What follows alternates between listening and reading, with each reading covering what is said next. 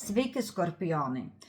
Šią savaitę reikėtų užsiimti sveikatinimusi, ypatingai jeigu turite viršsvorio, svorio numetimu.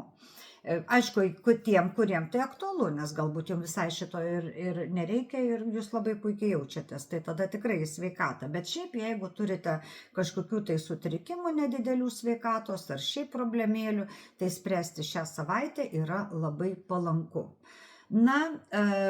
Darbui tai tokia savaitė vidutiniška labai, gali viskas strigti, kristi iš rankų, ar tiesiog, gal reikia kelias dienas atostogų pasiimti, padaryti pertrauką, nes čia gali būti kaip ir perdegimas, kaip dabar sako, reiškia žmonės, tas perdegimas, kai rankos nebekyla nieko daryti ir tikrai nebegali prisiversti kažką veikti.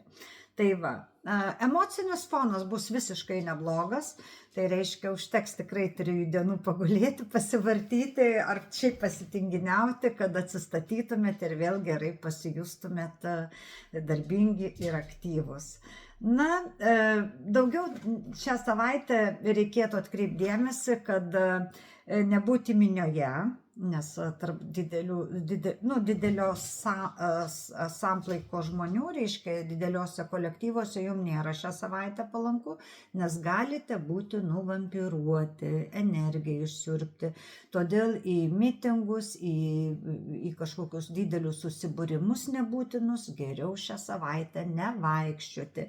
Tarp kitko, netgi jeigu turite skorpioniukų vaikų, tai reikėtų kažkaip tai juos, reiškia, galbūt, jeigu mergaitės, tai raudonus kaspinus įrišti, berniukam gal kokias virveles ant rankų raudonos užrišti kaip apsaugai, nes šią savaitę jūs nužiūrėti bus lengviau negu įprastai. Aš suprantu.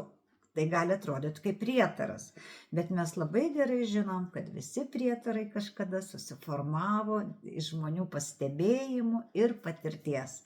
Taigi, skorpionai, neužmirškite mūsų palaikyti, spausti patinka, prenumeruoti kanalą ir, aišku, stebėti Facebook'e, kur dedu visą pagrindinę informaciją. Taigi, būkite sveiki ir laimingi, iki kitos savaitės. Ate.